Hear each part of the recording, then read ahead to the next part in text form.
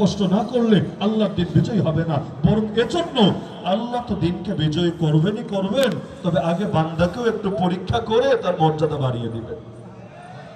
সব যদি আল্লাহ তার হুকুম দিয়ে করে দেয়, বান্দা দামি হবে কিভাবে? কিয়ামতের দিন কোন পুঁজি নিয়ে দাঁড়াবে রবের সামনে?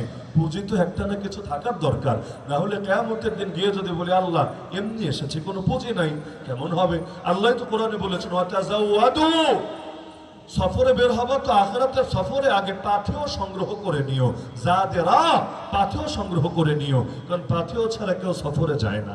আপনি বগুড়া থেকে ঢাকা যাবেন, এমনি এমনি যাবেন না, হয়তো নগদ ক্যাশ নিয়ে যাবেন, না হলে আপনার কার্ডের মধ্যে টাকা আছে, বিকাশ নগদের টাকা আছে, এগুলো নিয়ে যাবেন, না হলে নিজে খাবার দাবার নিয়ে গাড়ি বস্তা নিয়ে রওনা দিবেন। কোনো না কোনো একটা পুঁজি তো থাকে, পুঁজি ছাড়া কেউ দূরের সফরে যায় না। আখিরাতের সফর শুরু আছে শেষ নেই, বান্দা যাবে কিভাবে? পুঁজি তো কিছু না কিছু লাগবে, কোন পুঁজিটা নিয়ে যাবে? আল্লাহ রাব্বুল আলামিন বলে দিচ্ছেন আগে পুঁজি সংগ্রহ করে নিবা, পাথেও সংগ্রহ করে নিবা, ফাইন্না খায়রাজ যাত আত-তাকওয়া। আরে পাথেও তো বহুই হতে পারে, সর্বোত্তম পাথেওর নাম আল্লাহর ভয় তথা তাকওয়া। তাকওয়া নিয়ে আসবা, বান্দা কোনো চিন্তা করা লাগবে না, তোমার ভাবারই দরকার নাই কবরে কে বাতি যাবে, তোমার টেনশন করার দরকার নাই কিয়ামতের দিন কে ডান হাতে আমলনামা দেবে, আর তোমার চিন্তার কোনো কারণই নাই কে আরশের নিচে ছায়া দেবে, তোমার পেরেশানির কোনো দরকারই নাই কে তোমাকে পুল সিরাতের পোল পার করাবে। সব আল্লাহ করে দিল। এখন দেখেন না, অনেক জায়গায় দেখা যায়, এই মাইকওয়ালা ভাই আওয়াজ ঠিক করো, আর আওয়াজ টানে কেন? সাউন্ড কমে গেছে, আর আওয়াজ টানে কেন? দুনিয়ার মধ্যে কোনো কোনো কবরে দেখা যায় সন্ধ্যা হলে মোমবাতি জ্বালায়। এদিকে আছে কিনা জানি না, বর্ডার এলাকায়, এখানে না থাকলেও আশপাশে কিছু জায়গায় থাকলে থাকতেও পারে, কোথাও মাজারে কোথাও কবরে সন্ধ্যা হলে বাতি জ্বালায়। তো সন্ধ্যা হলে বাতি জ্বালালে কি লাভ? বলবে বাতি না জ্বালালে তো অন্ধকার থাকবে, অন্ধকার থাকলে মানুষটা ভয় পাবে, কষ্ট পাবে, তো ভালো কথা। তো যদি মানুষের ভয় দূর করার জন্য বাতি জ্বালাতে হয়, উপরে কেন, বেটা ভিতরে জ্বালা, কবর ফুটা কর, ফুটা করে তার ভেতরে বাতি জ্বালা। কারণ উপর দিয়ে, মাটির উপর দিয়ে যদি আলো জ্বলে, ভেতরে আলো ঢুকবে কিভাবে? আরে আধুনিক যুগে এসে মোমবাতি কেনার কোনো দরকার আছে? বিদ্যুতের লাইন লাগা, কারেন্টের টান নিয়ে ঢোকা, তারপর লাইট সেট কর, কবরের মধ্যে 24 ঘন্টা আলোর ব্যবস্থা রাখ, জেনারেটরও দিয়ে রাখ, কারেন্ট গেলেও যাতে অল টাইম আলো চলে। আর শুধু সন্ধ্যাবেলায় কি মাটির তলে অন্ধকার ঢোকে? মাটির তলে তো সবসময় অন্ধকার, সকালে অন্ধকার, দুপুরে অন্ধকার, রাতে অন্ধকার। দুনিয়ার ফাজিল লোকগুলো একবার চিন্তা করে না, আসল আলো তো ঈমানের আলো, আসল নূর তো তাকওয়ার নূর। ওই নূর যদি থাকে, কবরের অন্ধকার দূর হতে মোমবাতিও লাগবে না, কেরোসিনের বাতিও লাগবে না, বিদ্যুৎ বাতিও লাগবে না, ঈমানের নূরেই সব অন্ধকার দূর হবে। আর ঈমানের নূর যদি না থাকে, উপরে যতই বাতি জ্বালাও লাভ নাই, যতই ফুল দাও লাভ নাই, যতই সেজদা দাও লাভ নাই, যতই উপরে এটাকে বিল্ডিং এর মতো রূপ দাও, কোনো লাভ নাই।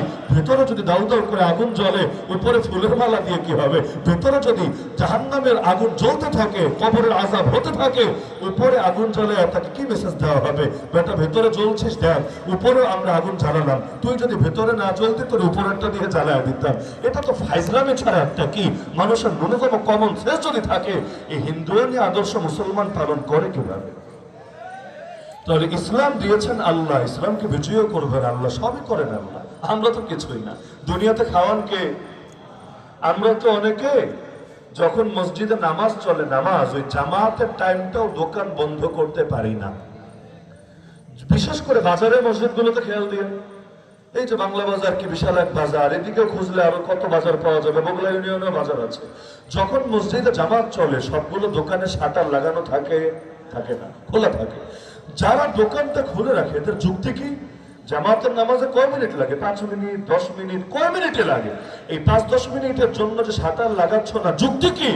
বলবে হুজুর লাগালে কাস্টমার ছুটে যাবে, লাগালে আমার বেচা বিক্রি কম হবে, লাগালে আমার ক্যাশে 100, 200, 500 টাকা আসতে পারতো, এটা আসবে না, আসার পর বন্ধ হয়ে যাবে।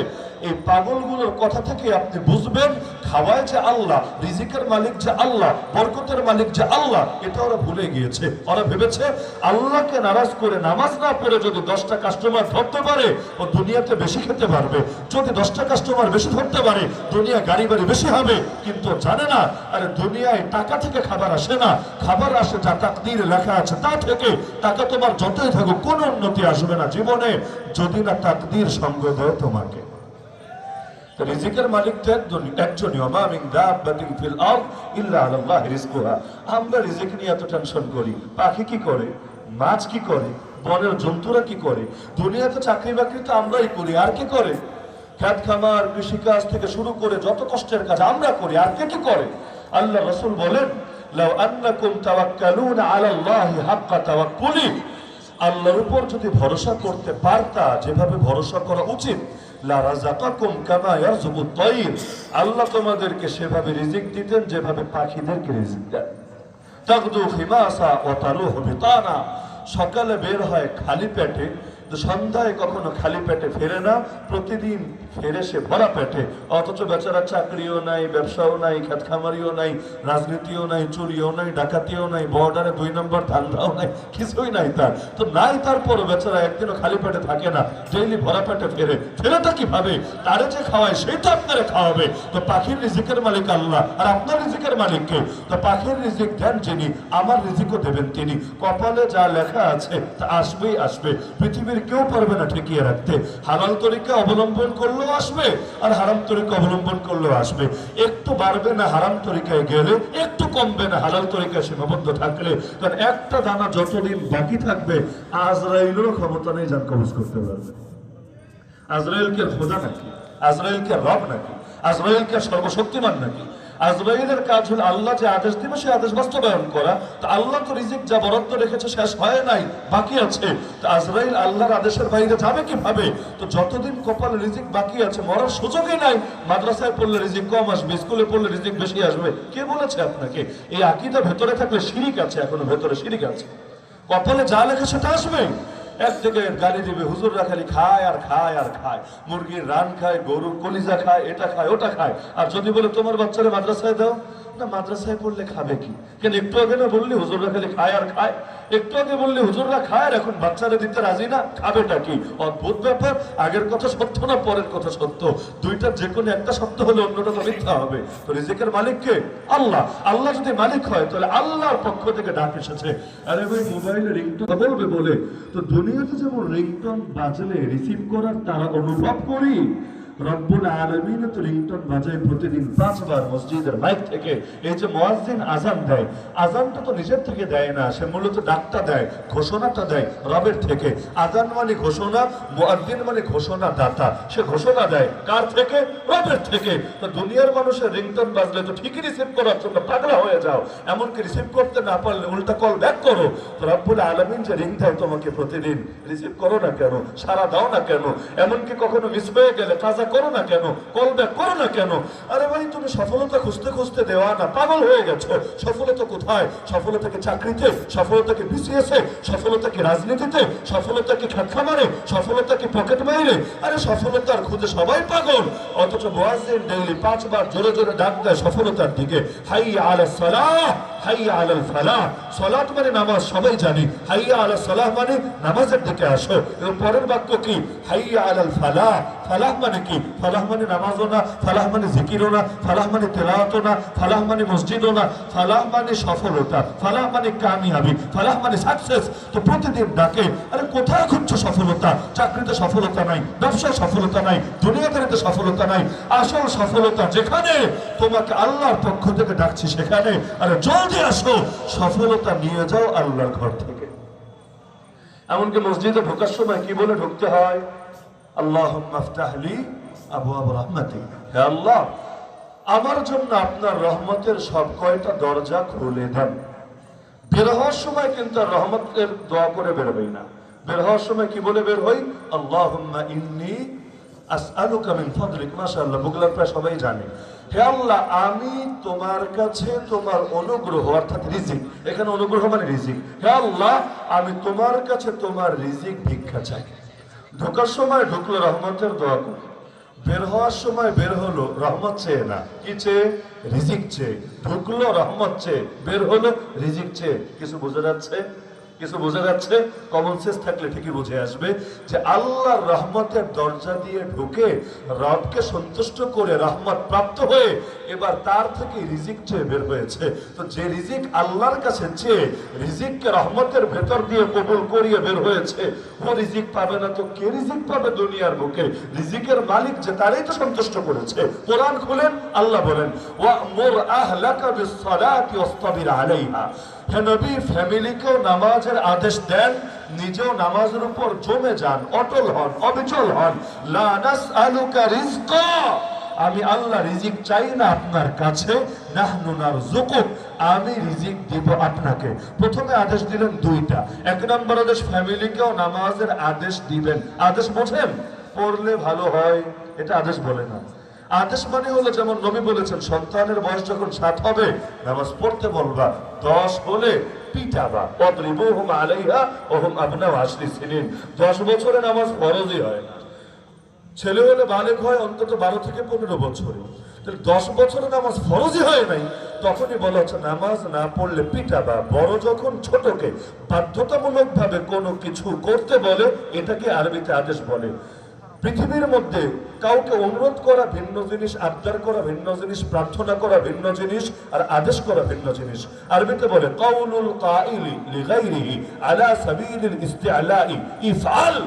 একজন যখন আরেকজনকে বরত্বের ভিত্তিতে তাকে বলে কর, এটাকে বলা হয় আদেশ। আদেশ দেয় কে? যেমন শাসক আদেশ দেয়, শাসক। কোরআন বলছে আল্লাযীনা ইম্মাক্কান্নাহুম ফিল আরদ আকামুস সালাহ ওয়া আতাউয যাকাহ ওয়া আমারু বিল মারুফ ওয়া নাহাউ আনিল মুনকার। আমার বান্দাদেরকে যদি পৃথিবীতে ক্ষমতা দেয়, রাষ্ট্র ক্ষমতা, তাদের 4টা কাজ, মূল কাজ 4টা। 1 নম্বর কাজ নামাজ কায়েম করা। বলবেন হুজুর এটা শাসকের কাজ? হ্যাঁ, 1 নম্বর কাজ, 1 নম্বর কাজ নামাজ কায়েম করা। কারণ আল্লাহর সঙ্গে সম্পর্ক ঠিক না হলে দুনিয়াতে কোনো কিছুই ঠিক হবে না। দিল্লির সাথে সম্পর্ক ঠিক হলে হবে না, ইসরায়েলের সাথে সম্পর্ক ঠিক হলেই হবে না, নিউ ইয়র্ক, বেইজিং আর মস্কোকে খুশি করলেই হবে না। মূল সম্পর্ক ঠিক রাখতে হবে উপরের সাথে। ডাইনে বামে সামনে পেছনে তাকায় লাভ নাই, উপর ঠিক থাকলে সব ঠিক থাকবে। 1 নম্বর কাজ নামাজ কায়েম করবে। 2 নম্বর কাজ ওয়া আতাউয যাকাহ, যাকাত আদায় করবে। 3 নম্বর কাজ সৎ কাজের আদেশ করবে। যত সৎ কাজ আছে, ভালো কাজ আছে, আদেশ করবে। ওয়া নাহু আনিল মুনকার, অসৎ কাজ থেকে নিষেধ করবে। তো সরকার কিভাবে আদেশ করবে? ভাই তোমরা চুরি না করলে ভালো হয়, তোমরা ডাকাতি না করলে ভালো হয়, তোমরা মাদক সেবন না করলে ভালো হয়, ধর্ষণ না করলে ভালো হয়। এটা সরকারের ভাষা না, বরঞ্চ আইন করে দিবে। তুমি নামাজ পড়বা না, জেলে যাবা। হানাফি মাযহাবের ফতোয়া এটা, বেনামাজি হলে জেলে। আর হাম্বলি মাযহাবের ফতোয়া আরো জটিল, বেনামাজিরা ফাঁসিতেই লটকায় দেওয়া হবে, মৃত্যুদণ্ডে দণ্ডিত করা হবে। কারণ ওর তো ইমানই নাই, যার নামাজ নাই আর ইসলামের মূল ভিত্তি নাই, আর ইমানই নাই। হানাফি মাযহাব একটু শিথিল আছে এই ক্ষেত্রে, যে তুই বেটা জেলে থাক, জেলে মাগনা মাগনা ডাল ভাত খেতে থাক। আর যদি তোর মনে চায় নামাজ পড়বি, মুসলেখা দিয়ে বের হয়ে আসবি। আর যদি নামাজ পড়তে ভালো না লাগে, বাকি জীবন জেলেই থাকবি, তাও মাগনা মাগনা না, মাঝে মধ্যে পিটুনিও খাবি, জেলের কাজ কারবারও করবি। এটা হলো ফতোয়া। তো এখন তাকে আদেশ করবে, বাধ্যতামূলক করে দিবে। কেউ চুরি করবে, কি হবে? হাত কেটে দিবে। কেউ জিনা করবে, বিবাহিত হয়ে কি করবে? প্রস্তরাঘাত, তাকে মৃত্যুদণ্ড দেবে। এই জামানায় সবচাইতে বেশি টেনশনে বাংলাদেশের বঙ্গীয় এই মাথা মোটা সেকুলার গুলো। এরা যে কোনো ইসলামী নেতা পেলে টকশোতে বলেন অথবা অন্য কোনো সুযোগে পেলে প্রশ্ন করে, আপনারা ক্ষমতায় আসলে কি হাত কেটে দেবেন? আপনারা ক্ষমতায় আসলে কি পাথর মেরে মেরে ফেলবেন? কি যে টেনশন চেহারার ভেতরে, মানে বড় ভয় পাচ্ছে। আসলে এই দেশে যদি ইসলামপন্থীরা ক্ষমতায় আসে কি হবে? এখন এক একজন তো আসলে ভদ্রতা রক্ষা করে এক একভাবে জবাব দেয়। আমাকে প্রশ্ন করলে আমি সবার আগে উল্টা প্রশ্ন ছুড়ে দিতাম, আচ্ছা হাত কাটা হবে কি হবে না এই আলাপ পরে, আল্লাহর বান্দা তুমি ভয় পাচ্ছ কোন দুঃখে? হাত কাটার কথা শুনে তো ভয় পাবে সে যে চুরি করেছে। তাই একটা ললিপপ চুরি করলে হাত কেটে দেবে এমন না, সর্বনিম্ন 10 দিরহাম পরিমাণ যে চুরি করবে ওর হাত কাটা হবে, তাও এখান থেকে না, কবজি থেকে। তো তোমার ভেতরে টেনশন ঢুকলো কেন রে? ডাল মে কুছ কালা হ্যায়, না হলে এটা নিয়ে তো তোমার টেনশন করার কোনো যুক্তি নাই। পাথর মেরে মেরে হত্যা করা হবে, এটা নিয়ে তুমি ভয় পাচ্ছ কেন? এটা তো ভয় পাবে সে বিয়ে করার পর আকাম ছাড়তে পারে নাই, যে এখন বউ দিয়ে আর পেট ভরে না, এখন আবার এদিক সেদিক গিয়ে ধান্দা করা লাগে। তো এইরকম লোকগুলো যদি হাতে নাতে ধরা খায় তো কেমন ভাবে জানেন? 4 জন সাক্ষী একদম ডাইরেক্ট দেখেছে ইসলামে জিনার শাস্তি কঠিন, এটা সত্য, তবে এটা প্রমাণিত হওয়ার তরিকা আরো কঠিন, আরো কঠিন। একেবারে 4 জন ডাইরেক্ট দেখতে হবে, মানে সিসিটিভি ফুটেজ দেখেছে না, আওয়াজ শুনেছে না, আইডিয়া করেছে না, মনে হয়েছে না, এগুলো তো চলবে না। একদম এমন ভাবে দেখতে হবে রাআইতুহু ওয়াতিআহা ফি ফারজিহা কাল মিলি ফিল মিখালা, যেভাবে সুরমাদানের ভেতর সুরমার শলাকা ওঠানামা করে ঠিক এভাবে সাক্ষ্য দিতে হবে বিচারকের সামনে, আমি ঠিক এই অবস্থায় দেখেছি নিজেদের চোখে। তো 4 জন মানুষ দেখলো কিভাবে? তার মানে এই বেহায়া সমাজটার মধ্যেই বেহায়াগিরি ছড়িয়ে দিতে চেয়েছে। 4 জন মানুষ দেখে কেমনে? তিনজন দেখলেও তাকে শাস্তি দেওয়া হবে না। যদি তিনজন এসে বলে নিজেদের চোখে দেখেছি, একদম ডাইরেক্ট কান চলতেছে এই অবস্থায় দেখেছি, তাও কাজ হবে না, উল্টা তিনটারে ধরে বাধান দেওয়া হবে, পাগলের পাগল, তোর অপবাদ দিচ্ছিস তার নামে, হাতে গজব, তাদের উপর উল্টা শাস্তি আসবে। কিন্তু চারজন পুরুষ দেখে ফেলেছে, তাহলে কাহিনীটা কি? কাহিনী তো অনেক গভীরে। ওরে যদি শাস্তি না দেওয়া হয়, সমাজের মধ্যে পাপ নর্মালাইজ হয়ে যাবে। মানুষ তখন মনে করবে না পাপ করলে বিষয়ই না, পাপ এটা করা যেতেই পারে। আরে দেশে এত চুরি বাড়লো কিভাবে, এত দুর্নীতি বাড়লো কিভাবে, এত শয়তানি ভণ্ডামি বাড়লো কিভাবে? এজন্যই বেড়েছে, এগুলোর শাস্তি হয় নাই, আইনের শাসন নিশ্চিত করা হয় নাই, তাই অপরাধীদের বুকের পাটা বড় হয়ে গেছে। এখন ইসকন গেরুয়া পতাকা উড়িয়ে দেয়, দেশের পতাকাকে পর্যন্ত নিচে নামিয়ে দিয়ে এই বেয়াদবি দেখানোর সুযোগের জন্য পেয়েছে, কারণ ইতিপূর্বে খুন করে পর্যন্ত পার পেয়ে গিয়েছে। এই যে ফরিদপুরের মধুখালীর পঞ্চপল্লীতে তিনজনকে নির্মমভাবে পিটিয়ে মারা হয়েছে, তিনজন শ্রমিক, যার মধ্যে একজন হাফিজে কোরআন পর্যন্ত ছিল। কি বিচার হয়েছে আজকে পর্যন্ত? পারলে বলেন আমাকে। যদি অতীত থেকে এগুলোর বিচার হতো, যদি অপরাধীদের লাগাম টানা হতো, কারণ অপরাধী সবচাইতে বড় পরিচয় অপরাধী, সে কোন ধর্মের দেখার বিষয় না, সে কোন দলের দেখার বিষয় না, সে কোন এলাকার দেখার বিষয় না। অপরাধী তো অপরাধী। অপরাধী নিজের দলের না বিরোধী দলের এদিকেও তাকানো যাবে না। যে তাকাবে সে নিজেকে মুসলিম পরিচয় দেওয়ার অধিকার রাখে না। আল্লাহ নবী বলেন, লাউ আন্না ফাতিমা বিনতে মুহাম্মাদিন সারাকাত লাকাতাতু ইয়াদাহা, আরে মুহাম্মাদের কন্যা ফাতেমা যদি চুরি করে, আমি নিজে গিয়ে তার হাত কেটে দিয়ে আসবো। নিজের মেয়ের ব্যাপারে যিনি এত স্পষ্ট ভাষায় কথা বলতে পারেন, তিনি মানুষের উপর নেতৃত্ব দেওয়ার যোগ্যতা রাখেন। আর যারা ভাগাভাগি করে, যেমন আল্লাহ নবী কথাটা বলেছিলেন কিসের প্রেক্ষিতে? এক ভদ্র মহিলাটা আসলেই ভদ্র, মাখজুমি গোত্রের মহিলা, কিন্তু হঠাৎ চুরি করে ফেলেছে। বলবেন ভদ্র মহিলা আবার চুরি করে? হ্যাঁ করে। ভদ্র মানুষের মাঝে মধ্যে লোভে পাপে মৃত্যু হয়ে যায়। কিভাবে?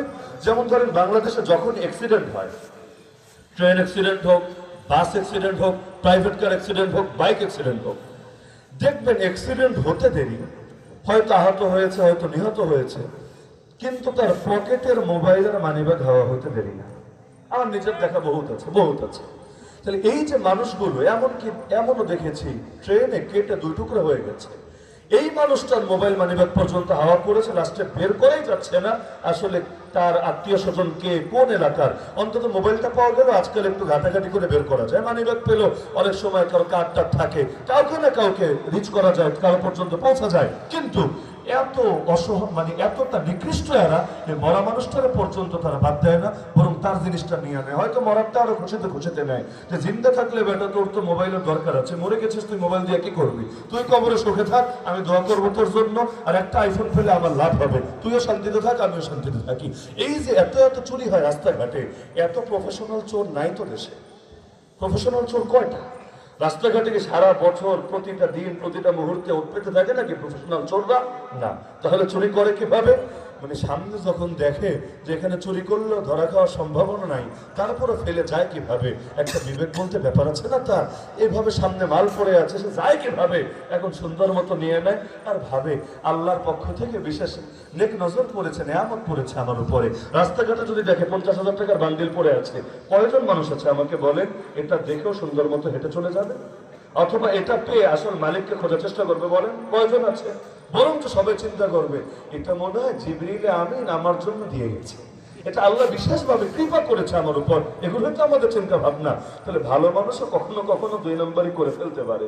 যেমন বাংলাদেশ ক্ষমতায় যারাই আসে, স্লোগান যাই থাকুক, ক্ষমতায় যাওয়ার পর বেশিরভাগ মানুষই কেন যেন রূপ পাল্টে ফেলে। বাস্তব না? কারে দোষ দিবেন আর কারে নিরাপরাধ বলবেন? শতকরা যদি এমন হতো যে না 100 জনের 90 জনই ভালো, 10 জনই দিক সেদিক থাকে, তাহলে নয়তো বলতাম আশাদুকাল মালুম, বিরল এটা না থাকার মতোই বিরল ব্যতিক্রম, এটা হতেই পারে, এগুলো উদাহরণ হয় না। কিন্তু যদি 100 জনের মধ্যে 90টা টালবাটি করে আর 10টা কোনো রকম ভালো থাকে, তাও এদের গায়েও মাঝে মধ্যে কিছু ছোঁয়া লাগে, কি বলবেন আপনি? এখানে কিভাবে সাফাই গাইবেন? তাহলে এত ভালো ভালো মানুষগুলো ওখানে গেলে খালি পাগলা কথা বলে আর 2 নম্বর মেম্বারি করে, উপর দিয়ে না করলেও টেবিলের তলা দিয়ে করে। কিভাবে সম্ভব? তার মানে জায়গাগুলোই এমন, তারা হয়তো চিন্তা করে যাক যে কয়দিন সুযোগ আছে করি, এরপর মসজিদের দরজা তো খোলা আছে, আর সৌদি আরবে আছে, মক্কা আছে, মদিনা আছে, গিয়ে আল্লাহর কাছে কান্নাকাটি করে তওবা করিয়ে নেব, কয়দিন আর ক্ষমতায় থাকবো, বাকি জীবন নয় তো কাবা শরীফের খাদেম হয়ে কাটায় দিব। বাংলাদেশে দেখেন না, কেউ খেলা হবে ডাক দেয়, খেলা যখন শুরু হয় এরপর গিয়ে দিল্লির আজমির শরীফে না খাজা মঈনুদ্দিন চিশতি আজমিরের কবরের পাশে গিয়ে ঘুরে বেড়ায়। কিরে ভাই, এত খেলতে চাইলে এখন তুমি মাজারে কি? হয়তো চিন্তা করেছে আমার কাজ যা ছিল তা করা হয়ে গেছে, এবার বাকি জীবন মাজারে মাজারে কাটায় দিলে কি সমস্যা আছে? এরকম চিন্তা ভাবনা আছে আমাদের, এগুলো অবাস্তব কিছু না। নির্বাচন আসলে নামাজি বেড়ে যায়, হুজুরদের কাছে দোয়া চাওয়ার লোক বেড়ে যায়, এমনকি মাহফিলে নতুন নতুন মেহমান পাওয়া যায় যাদেরকে সারা বছর খুঁজেও পাওয়া যায় না। আবার নির্বাচন চলে গেলে আল্লাহর নামটা পর্যন্ত মুখে আনে না, বলে শুরু করছি সৃষ্টিকর্তার নামে। কিন্তু সৃষ্টিকর্তা কি? আল্লাহ বলতে তো লজ্জা লাগে। সৃষ্টিকর্তা কি একটা সেকুলার টাইপের শব্দ? মানে এটা যে কোনো ধর্মের লোক খুশি থাকবে। আল্লাহ শব্দটা বলতে রাজি না, এটা বলতে কেমন জানি লজ্জা করে। যেমন কারুন, ও কিন্তু নাস্তিক ছিল না, আল্লাহর অস্তিত্ব অস্বীকার করতো না। সে বলতো ইন্নামা উতিতুহু আলা ইলমিন ইনদি, এই সমস্ত মাল আমাকে দেওয়া হয়েছে আমার জ্ঞানের কারণে। বলতে হবে যে আল্লাহ দিয়েছেন আল্লাহর দয়ার কারণে, কিন্তু ও বলে আমাকে দেওয়া হয়েছে, দয়ার কারণেও না, আমার জ্ঞানের কারণে। মানে প্রথমে আল্লাহর নাম মুখে আনতে রাজি না, দাতা কে এটা না বলে দেওয়া হয়েছে।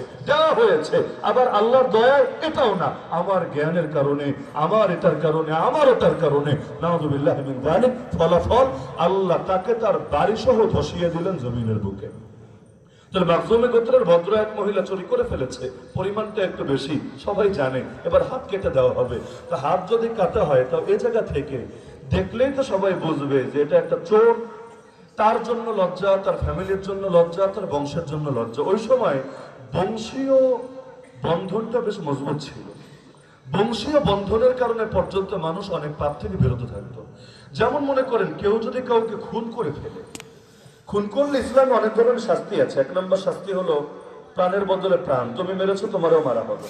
তো যদি যাকে মেরেছে তার ফ্যামিলি বলে ঠিক আছে আমার তো আত্মীয়কে মেরেই ফেলেছে, পরে মৃত্যুদণ্ড দিল, সে তো আর জিন্দা হবে না, ঠিক আছে এক কাজ করো জরিমানা দিয়ে দাও, তাকে মুক্তিপণ দিয়ে দাও, তাহলে আমরা ছেড়ে দেব। তো ইসলামে বিধান হলো কেউ যদি এভাবে আউলিয়াউল মাকতুল মানে নিহত ব্যক্তির স্বজনরা যদি বলে, স্বজনরা বলতে হবে, রাষ্ট্রপতি বললে হবে না।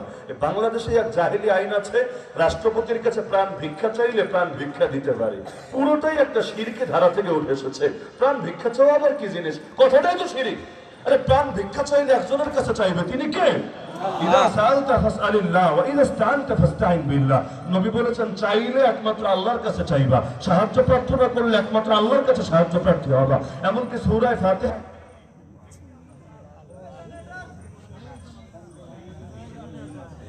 ব্যাকআপ নাই কি করে রেডি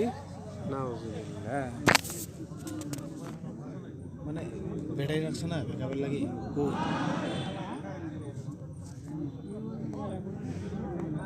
আরে কি কেমন ঈমান আনে না। ইব্রাহিম আলাইহিস সালামের কথাটা বড় সুন্দর ছিল, রাব্বি আল্লাযী ইউহয়িন। রব কাকে বলে? আরে আমার রব তিনি, যিনি জীবন দেন, যিনি মরণ দেন। নমরুদ চাইলে এক বাক্য শুনে ঈমান আনতে পারত। নমরুদ বলল আরে কিসের? তোর রব জীবন দেয়, তোর রব মরণ দেয়, জীবন আমি দেই, মরণ আমি দেই, তো তোর যদি কোনো রব থাকে সেই রব আমি। নাউযুবিল্লাহি মিন যালিক। কিভাবে জীবন দেয়, কিভাবে মরণ দেয়? নমরুদের যুক্তি দেখেন, যুক্তির অবস্থা। জেলখানা থেকে দুইজনকে ডেকে আনলো, ঘটনা সবাই জানেন না? সবাই জানেন, মুরব্বীরাও জানেন, জোয়ানরাও জানেন, বাচ্চারাও জানেন। জেলখানা থেকে দুইজনকে ডেকে আনলো, আনার পরে একজনকে বললো যা তুই বাড়ি চলে যা, আর আরেকজনের ব্যাপারে জল্লাদরে বললো কোপ একটা মেরে ওর মাথাটারে আলাদা করে দেওয়ার দেহ। এখন একজনকে মেরে দিল, একজনকে ছেড়ে দিল। সে যেহেতু স্বৈরাচারী, স্বৈরাচারের আবার আইন আছে নাকি, আর বিধান আছে নাকি? ও যা বলবে এটাই আইন, ওর কাছে যা মনে হবে এইটাই বিধান। তো এখন নমরুদ করেছে, নমরুদের উপর প্রশ্ন ছড়ার ক্ষমতা কার আছে? যদি কেউ বলে ওই নমরুদ করলি কেন, ওরও কল্লা যাবে। কারণ ফেরাউন কত নিষ্পাপ বাচ্চাকে মেরেছে, মারে নাই? নবী মুসা জন্ম নেন নাই, তার আগে মৃত্যুদণ্ডের রায় দিয়েছে। পৃথিবীর কোন আইন এটাকে সমর্থন করবে? আরে ধর্ম রাখেন, কেউ যদি নাস্তিক হয় নাস্তিক, কিন্তু আর যদি সুস্থ মস্তিষ্ক থাকে বলতে পারবে না সমর্থন করতে। যে দুনিয়াতে আসেই নাই তার মৃত্যুদণ্ডের রায় দেয় কিভাবে? আরে আগে আসুক, যদি তোর কাছে মনে হয় তোর জ্যোতিষবিদ্যা সত্য, আগে আসুক, আসার পরে বড় হোক, অপরাধ করুক, তারপর তুই অ্যাকশনে যাস। আর তুই না খোদা, নিজের খোদা বলিস, তো খোদা যদি হোস তুই ফুদিলেই ধরে যাবে, তোর এত টেনশনের কি দরকার আছে? কিন্তু লোকে তারে খোদা বললে কি হবে? ও তো জানে ও একটা ভণ্ড ছাড়া কিছু না। বাংলাদেশে যেমন বহু দরবারি ভণ্ড আছে না, ল্যাংটা লোক, ল্যাংটা লোকেরও মরে যাচ্ছে, এমন দৃশ্য আমাদের দেখা লাগে। মাঝে সেই বহু বছর আগে, 6-7 বছর আগে একটা ভিডিও ওই সময় ব্যাপকভাবে ছড়িয়েছিল যে এক লোক পুরো ল্যাংটা, মানে মাথা থেকে পা সবই খোলা, জন্মদিনের পোশাকে আছে আর কি, মানে অতিরিক্ত আর কোনো পোশাক পরে নেই। তার সামনে এসে এক একজন সেজদা দিচ্ছে, কিন্তু মজার বিষয় হলো তার গোপনাঙ্গের সঙ্গে একটা টুনটুনি বাঁধা, একটা ঝুনঝুনি বাঁধা, কি বলে এটারে, যেটা বাড়ি থেকে আওয়াজ করে। প্রত্যেকে এসে সেজদা দিচ্ছে, উঠে আস্তে করে একটা আঘাত করছে, টুম করে একটা বেজে উঠছে, আবার চলে যাচ্ছে। আরেকজন আসছে, সেজদা দিচ্ছে, আস্তে করে একটা আঘাত করছে, চলে যাচ্ছে। পুরুষও আসছে, মহিলাও আসছে। আর তার ক্ষমতা এতটা ভালো, আধ্যাত্মিক সাধনা এই পরিমাণ করা করেছে, সামনে পুরুষই আসুক মহিলাই আসুক সে এক অবস্থায় থাকে। কারণ সবই তো খোলা, অবস্থা যদি পরিবর্তন হয় জুতার বাড়ি একটা মাটিতে বলবে না, মানুষ ধরে আর সব ভণ্ডামি ছোটায় দিবে। তাহলে এইরকম লোককে সেজদা দিয়ে নেওয়ালা লোক দুনিয়াতে আছে। এখনো দেখেন না কবরে গিয়া বলে আব্বা ও আব্বা একটা বাচ্চা দাও, বিয়ে হয়েছে 12 বছর 15 বছর বাচ্চা হয় না, আরে তুমি একটু কৃপা করো একটা বাচ্চা দাও, বলে না কি বলে না? আচ্ছা কবরে যে আছে কেমনে বাচ্চা দিবে? কবরের মধ্যে কি প্যাকেট করা বাচ্চা থাকে? যদি এমন হতো ডায়াপার পরা পর্যাপ্ত পরিমাণ বেবি আছে কবরের ভেতরে, এক কোনা দিয়ে ফুটা করে নয়তো বাইরে পাঠানোর চেষ্টা করতো, তো কবরের ভেতরে তো নাই কোনো বাচ্চা, দেবেটা কিভাবে? আর কি দিয়ে দিবে? ডাটা কেবল দিয়ে দিবে না ব্লুটুথ দিয়ে দিবে, ওয়াইফাই দিয়ে দিবে না হটস্পট দিয়ে দিবে? কবর থেকে বাইরে বাচ্চা দেবেটা কিভাবে? আরে কবরে যে শুয়ে আছে সেও সারা জীবন চেয়েছে আল্লাহর কাছে, আসলেই যদি তাকে ভালোবাসতি তার কাছে না চেয়ে চাইতে সরাসরি আল্লাহর কাছে। দুনিয়াতে এমন নবীও ছিলেন যার বাচ্চা ছিল না, ছিল না? নিঃসন্তান নবী ছিলেন না? ছিলেন। এমন নবীও ছিলেন বুড়া বয়সে, মানে যখন তার শরীরও বুড়া হয়ে গিয়েছে, স্ত্রীও বুড়া হয়ে গিয়েছে, সব আশা নষ্ট হয়ে গিয়েছে, ওই সময় আল্লাহ সন্তান দিয়েছেন। নাই এমন নবী যাদের কথা কোরআনেও আছে, এমনকি জাতির পিতা নবী ইব্রাহিম আলাইহিস সালামের বাচ্চা হয়েছে কবে? যখন তার আশা শেষ, যে মনে হয় আর কিছু হবে না, আল্লাহ ওই বয়সে বাচ্চা দিয়েছে। তা দুনিয়াতে নবীদের ক্ষেত্রেই যদি এই নিঃসন্তান হওয়ার পরীক্ষা সম্ভব, তো নবীর চাইতে কি অলি বড় না কি রে ভাই? তো তুমি অলির কাছে চাও কোন মুখে? নবীর কাছে চাইলেই তো তোমার ঈমান নিয়ে প্রশ্ন উঠতো। চাইতে হবে কার কাছে? রাষ্ট্রপতির কাছে প্রাণ ভিক্ষা চায়, এই কনসেপ্টে একটা শিরকি কনসেপ্ট, এবং মানুষকে শিরকে বাধ্য করা হয়। আর 2 নম্বরে ভিক্ষা চাইলে আবার ভিক্ষা দিয়েও দেয়, ওই নমরুদের মতো ছেড়ে দিয়ে বলবে এই দেখ প্রাণ দিলাম, অথচ এটাকে প্রাণ দেওয়া বলে না। এই যে নমরুদ জেলখানা থেকে এনে একজনকে মারলো, একজনকে ছাড়লো, যারা ছাড়লো এটাকে জীবন দেওয়া বলে? এটাকে জীবন দেওয়া বলে না। কারণ জীবন যদি তুমিই দাও তার মানে আগে জীবন ছিল না, কারণ যার জীবন আছে তাকে তো আবার জীবন দেওয়া যায় না। তা আগ থেকে যদি জীবন না থাকে জেলে ঢুকলো কেমনে? মনে করেন আমার বাচ্চারা এখনো ছোট, আমার নাতি হয়নি, আমি যদি চ্যালেঞ্জ দিই ও সরকার পারলে আমার নাতিরে জেলে ঢুকা দেখি, দুনিয়ার কোন সরকারের ক্ষমতা আছে আমার নাতিরে জেলে ঢুকাবে? নাই। কেন?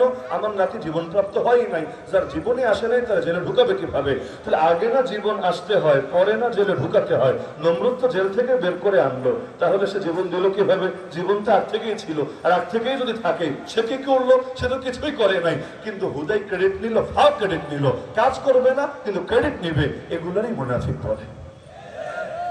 তাহলে এখন এই যে 1 নম্বরে হলো প্রাণ ভিক্ষা চাওয়া সংস্কৃতি শিরিক, 2 নম্বরে প্রাণ আবার ভিক্ষা দেয়, এইটা আরেক ধরনের জুলুম।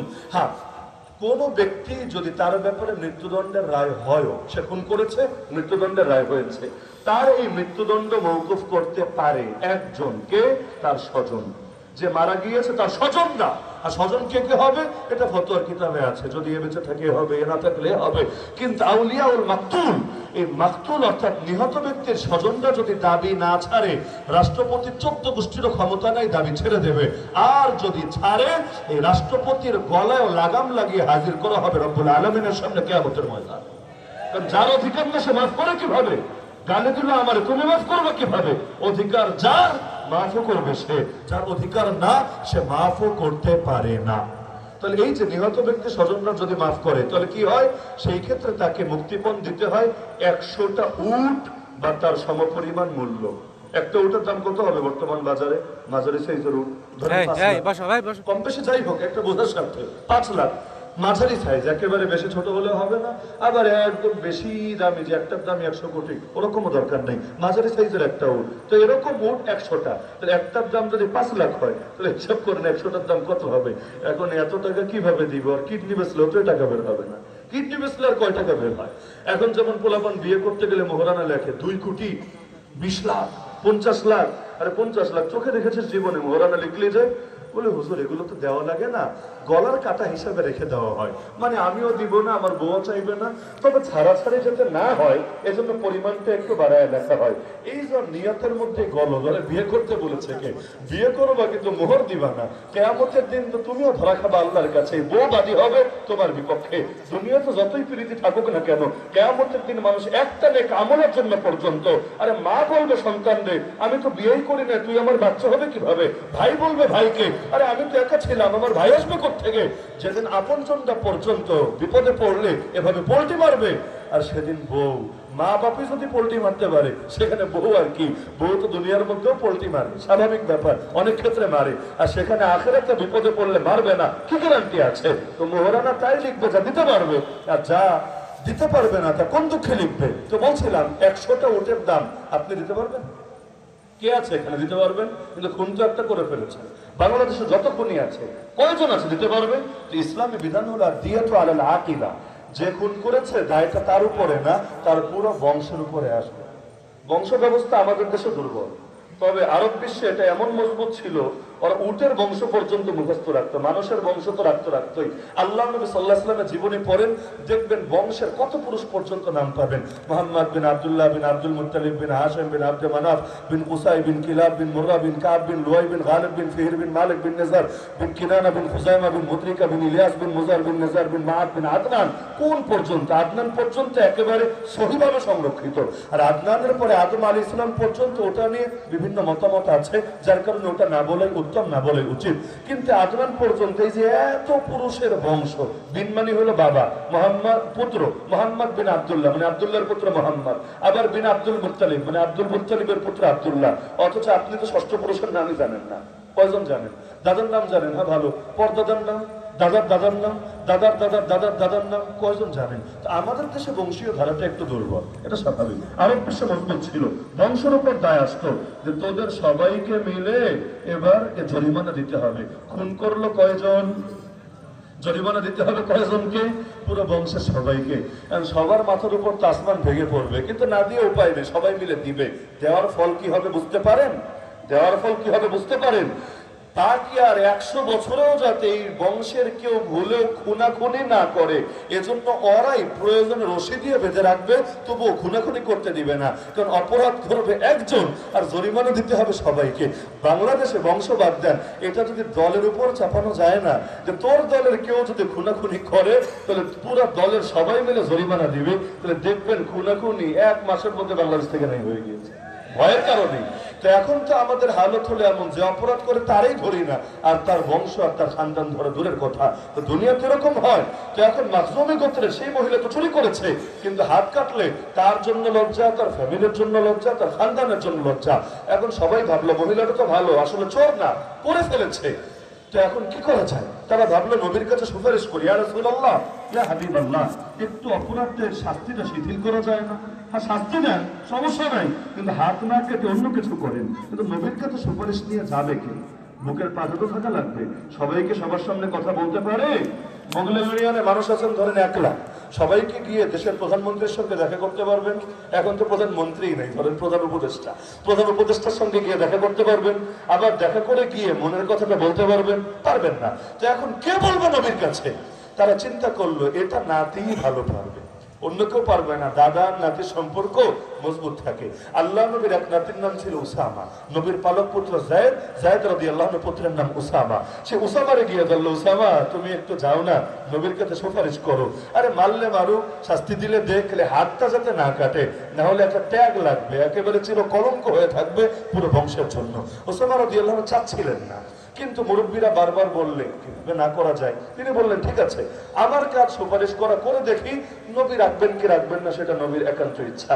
তিনি একটু গেলেন হিম্মত করে, আরে দাদার কাছে নাতি কত কথাই বলতে পারে, গিয়ে বলবো ইয়া রাসূলুল্লাহ, এই মাখজুমি গোত্রের এই নারী শাস্তিটা একটু হালকা করা যায় না? সুপারিশ, আদেশ না, সুপারিশ। কিন্তু বলতে দেরি আল্লাহ নবীর চেহারা রাগে লাল হয়ে উঠতে দেরি না। এত বেশি লাল হলো মনে হচ্ছিল ডালিমের দানাগুলো তার চেহারায় নিংড়ে দেওয়া হয়েছে। আল্লাহ নবী বললো, আরে কি করছো তোমরা? আতাশফাউ ফি হাদ্দিম মিন হুদুদিল্লাহ, আল্লাহর দেওয়া বিচার এবং দণ্ডের বেলায় তুমি সুপারিশ করতে এসেছো। আরে তোমাদের পূর্বে দুনিয়ার এই বনি ইসরাইলের জাতিগুলো বরবাদ হয়েছিল এই কারণে, ওদের মধ্যে যখন কোনো শরীফ লোক সম্ভ্রান্ত লোক চুরি করত, ওরা তাকে সাজা না দিয়ে তারা কুহু ছেড়ে দিত। আর যখন কোনো দুর্বল লোক, অসহায় লোক, নিঃস্ব লোক চুরি করত, তার হাত থেকে কেটে দিত। ওয়াইমুল্লাহ, আল্লাহর কসম করে বলি, লাউ আন্না ফাতিমাতা বিনতা মুহাম্মাদিন সারাকাত লাকাতাতু ইয়াদাহা। আরে কার ব্যাপারে সুপারিশ করবা? আমি মুহাম্মাদের কন্যা ফাতেমা যদি চুরি করে, আমি তো ওর হাত রাখবো না, ওর হাত কেটে দিব নিজের হাতে। তাহলে নিজের মেয়ের বেলায় যেখানে সুপারিশ কবুল করবো না, সেখানে কার বেলায় সুপারিশ করতে এসেছো? যাও এখান থেকে। ইসলামের ইনসাফ হলো এটা। ওই যে আমরা বলি না যে ইসলাম ছাড়া ইনসাফ আসবে না, মুক্তি আসবে না, শান্তি আসবে না, বৈষম্য দূর হবে না, অনেকের বিশ্বাস হয় না। ওরা চিন্তা করে পশ্চিমা বিশ্বের প্রেসক্রিপশন দিয়ে মুক্তি আসবে, অথচ ওরা জানে না এক প্রেসক্রিপশন দিয়েছে আল্লাহ আর এক প্রেসক্রিপশন বানিয়েছে বান্দা। তো এমন বান্দা যে কাফের, এমন বান্দা যে নাস্তিক, এমন বান্দা যে বেঈমান, আর তোমার কাছে তার প্রেসক্রিপশন বেশি দামি হলো। আরে কত মতবাদ এলো আর গেল, কত তন্ত্র মন্ত্র এলো আর গেল, ইসলাম যেমন ছিল তেমনই রয়ে গেল। মানুষের হাতে কোনো মুক্তি নাই, মুক্তি একজনের হাতেই, নাম তার আল্লাহ। আল্লাহ বলে দিয়েছেন ইসলামকে বিজয় করবো আমি হককে ছুঁড়ে মারবো বাতিলের উপর। তবে প্রথম ধাক্কাই না, আগে পরীক্ষা করে নেব বান্দাকে। আহাসিবান নাসু আন ইউতরাকু আন ইয়াকুলু আমান্না ওয়া হুম লা ইফতানুন। মানুষকে ভেবেছে মুখ দিয়ে ঈমানের কথা বললে পরীক্ষা না করে এমনি ছেড়ে দেওয়া হবে, কোশ্চিন কালেও না। ওয়ালাকাদ ফাতান্নাল্লাযীনা মিন ক্বাবলিহিম, সূরা আনকাবুত আয়াত 2 এবং 3। ওয়ালাকাদ ফাতান্নাল্লাযীনা মিন ক্বাবলিহিম, আমি আল্লাহ তাদের পূর্ববর্তী জাতিদেরকে পরীক্ষা করেছি। ফালা ইয়ালামান্নাল্লাহুল্লাযীনা সাদাকু ওয়া লা ইয়ালামান্নাল কাযিবিন। এরপর যাচাই করে নিয়েছি ঈমানের দাবিতে কারা সত্যবাদী আর কারা মিথ্যাবাদী। তো পরীক্ষা আসবে, তবে পরীক্ষা যদি আসে 1 গুণ, পুরস্কার আসবে 2 গুণ। পরীক্ষা যদি আসে 1 গুণ, ইযা ইশতাদ্দাত বিকাল বালওয়া ফাফাক্কির ফি আলাম নাশরা ফাউসরুম বাইনা ইউসরাইন ইযা ফাক্কারতাহু ফাফরা। রবের নিজাম এটা। পরীক্ষা যদি আসে 1 গুণ, পুরস্কার আসবে 2 গুণ। এমন একজন নবীর নাম বলতে পারবেন যে নবীকে পরীক্ষা দিতে হয় নাই, যেই নবী পরীক্ষা শিকার হন নাই?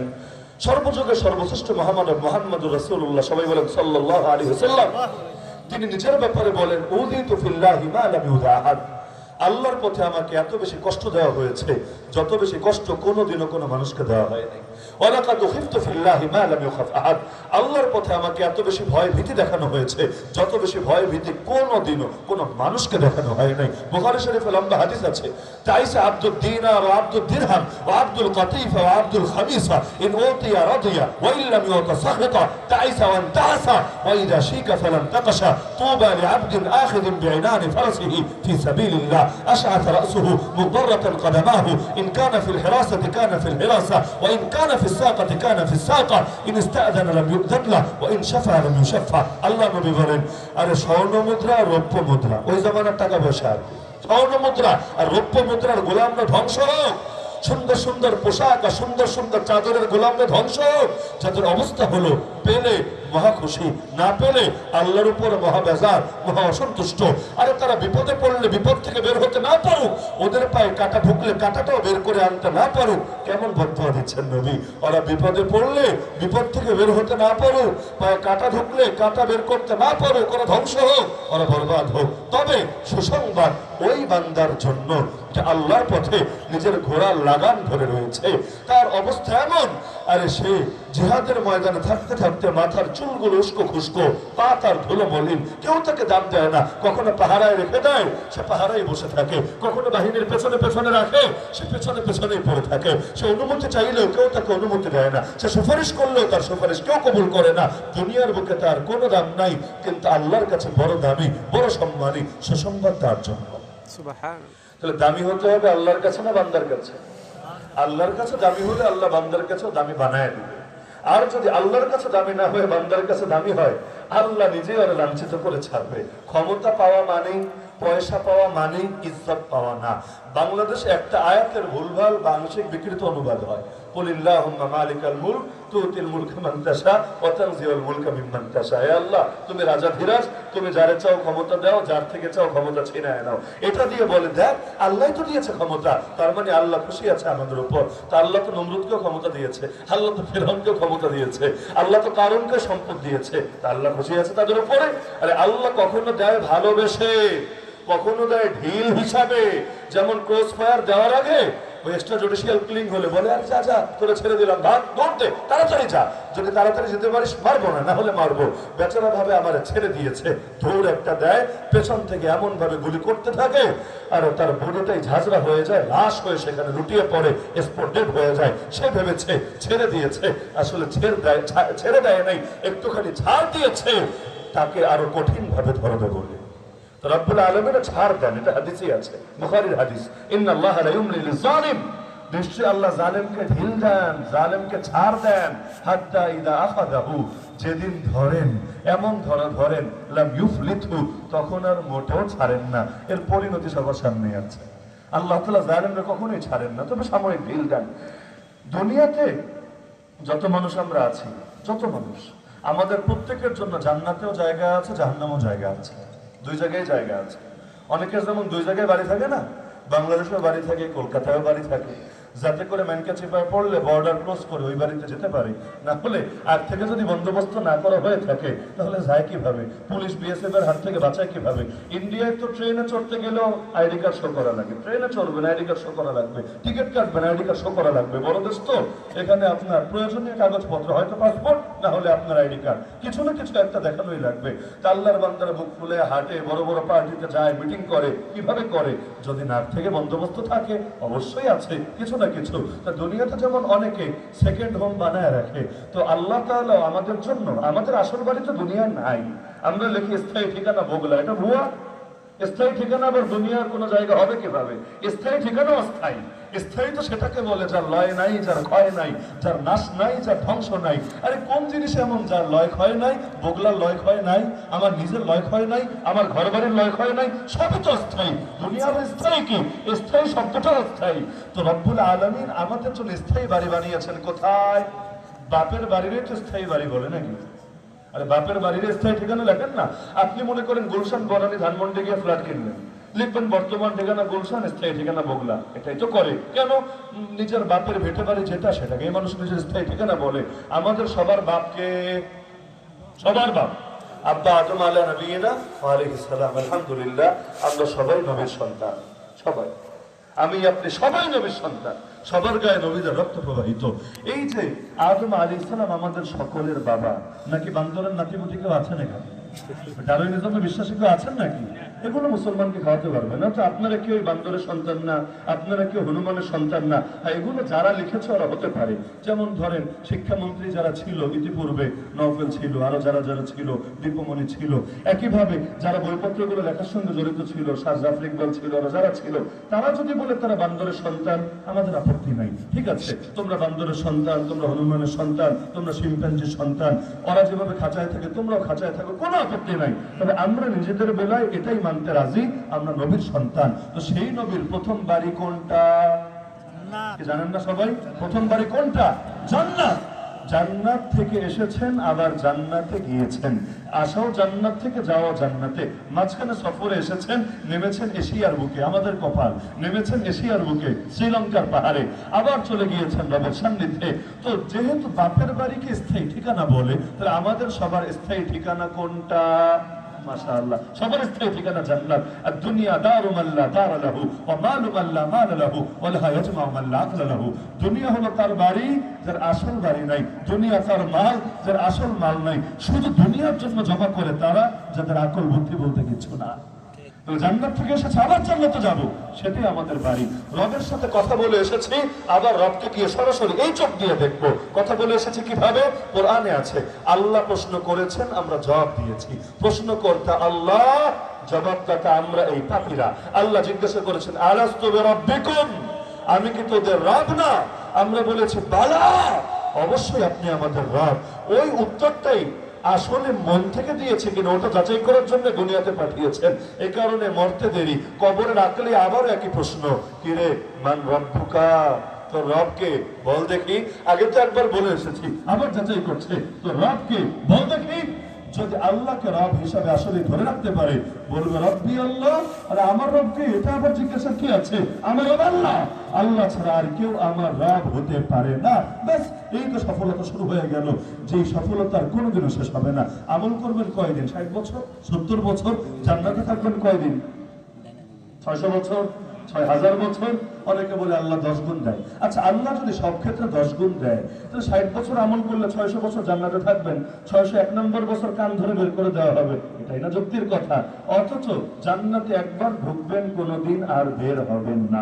আমাদের কোনো ধ্বংস বলতে কিছু নাই, আর ইন্তেকাল, জায়গা পরিবর্তন করবো আমরা, কখনো মাটির উপরে, কখনো নিচে, কখনো মায়ের পেটে, আর কখনো জান্নাতে। জায়গা পরিবর্তন আছে, শেষ বলতে কিছু আছে নাকি? আমার শেষ নেই, আপনার শেষ নেই, কোনো শেষ নাই। খুলুদুল্লাহ মাউত, কিয়ামতের ময়দানে আল্লাহ মৃত্যুকে জবাই করে ফেলবেন। এরপর জান্নাতীকেও ডাক দিবেন, জাহান্নামীকেও ডাক দিবেন, বলবেন তোমরা চিরস্থায়ী, আর কোনো মরণ আসবে না, মরণকে শেষ করে দেওয়া বলো। মরণ আসবে না, আসবে না, মরণের খালাতো ভাই ঘুম, ঘুমও আসবে না, তন্দ্রাও আসবে না, জীবনীও আসবে না। কারণ ঘুমাইলে মজা করবেন কখন? জান্নাত তো মজার জায়গা, ঘুমায় থাকলে লস হবে। এজন্য কোনো ঘুম নাই, কোনো নিদ্রা নাই, কোনো অলসতা নাই, কোনো কিছু নাই। না আছে কোনো থুথু, না আছে পেশাব, না আছে বাথরুমের কোনো চাপ, এমনকি না আছে কোনো মলমূত্র, না আছে বীর্য, না আছে কিছু, কিছুই নাই। এমনকি খাবে, বলবেন যাবে কোথায়? আরে কোথায় যাবে? কিছু ঘাম বের হবে শরীর থেকে, একটা ঢেকুর বের হবে। তো এমন ঢেকুর, এই ঢেকুরে কোনো গন্ধ নাই, সুঘ্রাণ আর সুঘ্রাণ, নিষ্কাম্বরের একটি ঘ্রাণ, এর চাইতে উত্তম ঘ্রাণ বের হবে। সব শেষ। বলবেন যে যদি বীর্যপাত না হয় আনন্দ কিভাবে পাবে? আল্লাহ সিস্টেমই বানাবেন এখানে ওখানে এমন ভাবে, কোনো ঝামেলা নাই। এগুলো ছাড়াই আল্লাহ তাআলা আপনারে সর্বোচ্চ সাথ দিয়ে দিবে।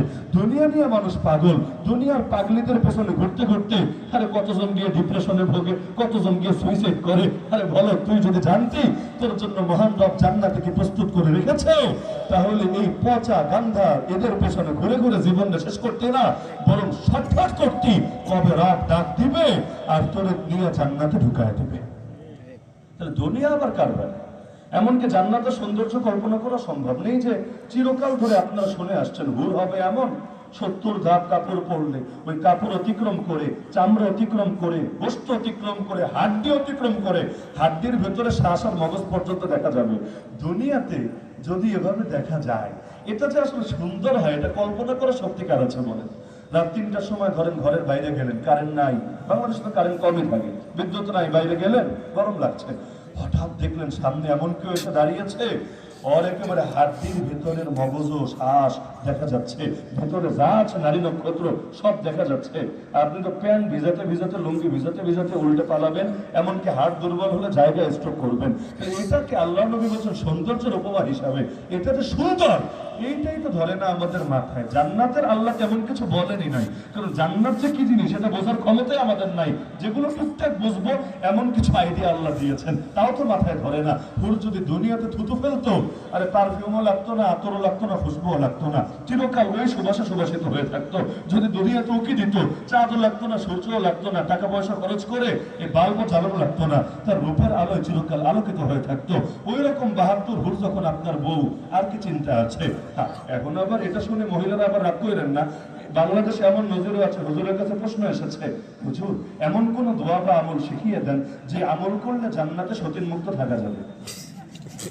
দুনিয়াতে সতীন তো পছন্দ করবে না, করবে না, জান্নাতেও যদি তার স্বামী সতীন মুক্ত থাকে, এজন্য আমল জানতে চায়, দোয়া জানতে চায়, বাস্তব ঘটনা, কোনো কাল্পনিক কেচ্ছা না। এইরকম আমল তারা শেখার আগ্রহ পোষণ করে। কোন দিকে যাবে? একবার এক সাহেবের কাছে আরব বিশ্বে টেলিভিশন প্রোগ্রাম, এক একটা ফোন আসছে, তিনি জবাব দিচ্ছেন। একজন ফোন করলো, হুজুর আমি তো হারাম রিলেশন লিপ্ত ছিলাম, আমাকে কোনো দোয়া শিখাই দেন যাতে করে আল্লাহ আমার দিল থেকে ওয়াসওয়াসা বের করে দেয়।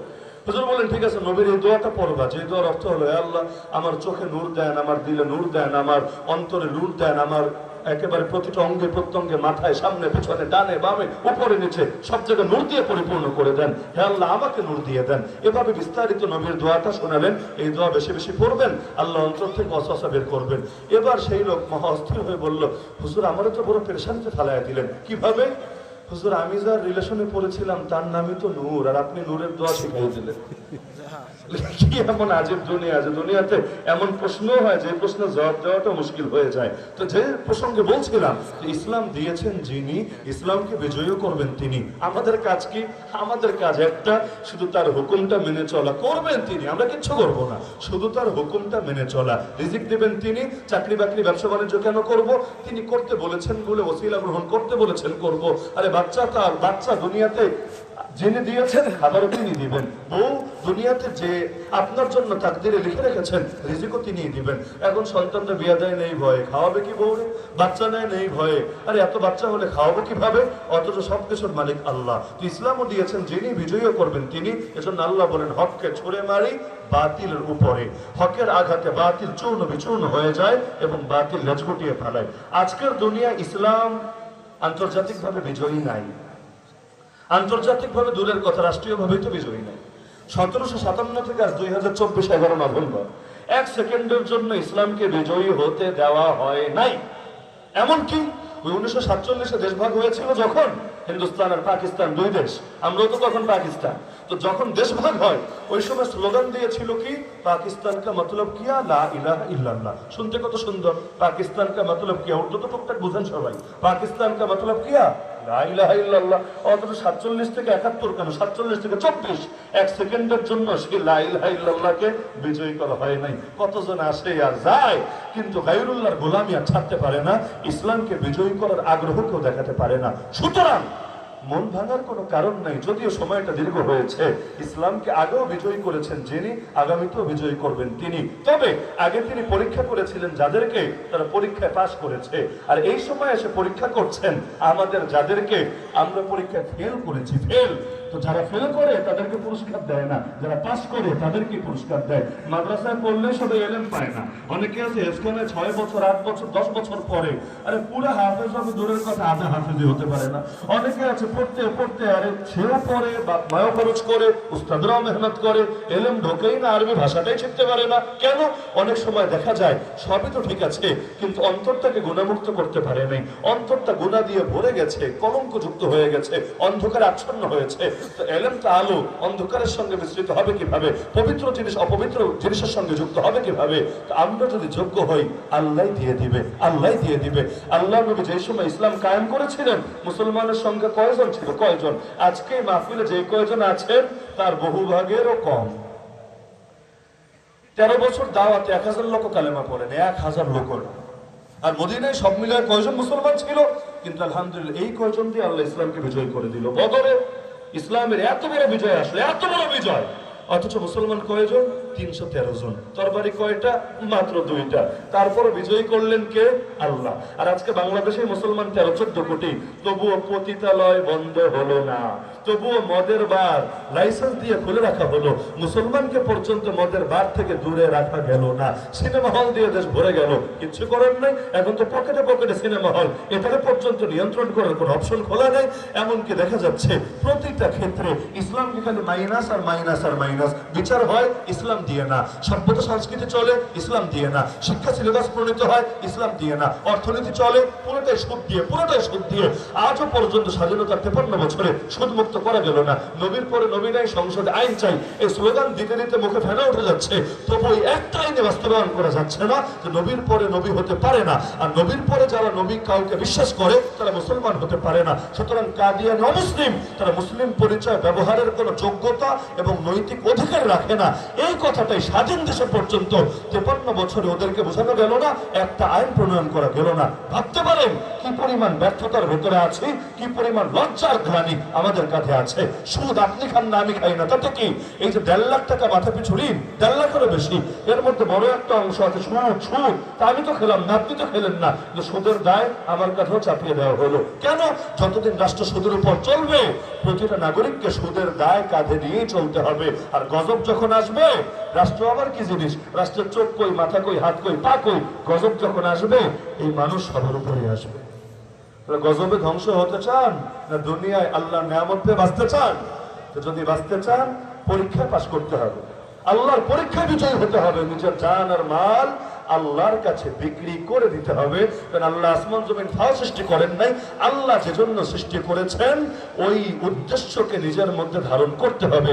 নবীর পথকেই নিজের পথ, নবীর মতকেই নিজের মত, নবীর আদর্শকে নিজের আদর্শ, নবীর মিশনের ভিশনকে নিজের মিশনের ভিশন বানাতে হবে। পারবেন তো ইনশাআল্লাহ? এবার সবাই আজকেই হিসাব নেবেন যে কে কে পরীক্ষায় কতটুকু পাস করেছেন। আমরা ওই পরীক্ষা দিয়ে যখন আসতাম হুজুরা জিজ্ঞেস করতেন কত মার্কে অ্যান্সার করলাম। এই প্রশ্ন শুনেছেন না, কত মার্কে অ্যান্সার করলাম? কিভাবে বুঝবো? আমি কি পরীক্ষক নাকি? পরীক্ষক হওয়া লাগে না, পরীক্ষার্থীও বোঝে কি অবস্থায় আছে। আমরা সবাই পরীক্ষার্থী না? যতদিন মরবো না সবাই পরীক্ষার হলে থাকবো না? সবাই পরীক্ষার হলে। তাহলে কত মার্কে অ্যান্সার করলাম বিগত 20 বছরে, 30 বছরে, 60 বছরে, 80 বছরে? একটু হিসাব টানা দরকার না? আরে দরকার আছে কি না? হাসিবু আনফুসাকুম ক্বাবলা আন তুহাসাবু ওয়া মুতু ক্বাবলা আন তামুতু। এজন্য প্রত্যেকের কাছে, বগুড়া ইউনিয়নের প্রত্যেকের কাছে আমি বিনীত আহ্বানটা রেখে গেলাম, আল্লাহর হস্তে মরার আগেই কত মার্কে অ্যান্সার করলেন একটু হিসাবটা টেনে দেখেন। উত্তর যদি ভালো হয় শুকরিয়া আদায় করে জমে যান, আর উত্তর যদি একটু খারাপ বের হয়ে আসে যে না আসলে এখনো প্রস্তুতিতে ঘাটতি আছে, আমি তো ফেল করা ছেলে, যেদিকে যাচ্ছি আমার ফেল করতে হবে, এখনো সময় আছে, ফিরে আসেন, কাম ব্যাক করেন। বেশি দূর চলে গেলে ফিরতে চাইলেও আর ফিরতে পারবেন না। সুতরাং এই দিনটাকে শেষ দিন মনে করেন, প্রত্যেক নামাজকে শেষ নামাজ মনে করেন, প্রতিটা মুহূর্তকে শেষ মুহূর্ত মনে করেন, প্রতিটা মুহূর্তে মরার জন্য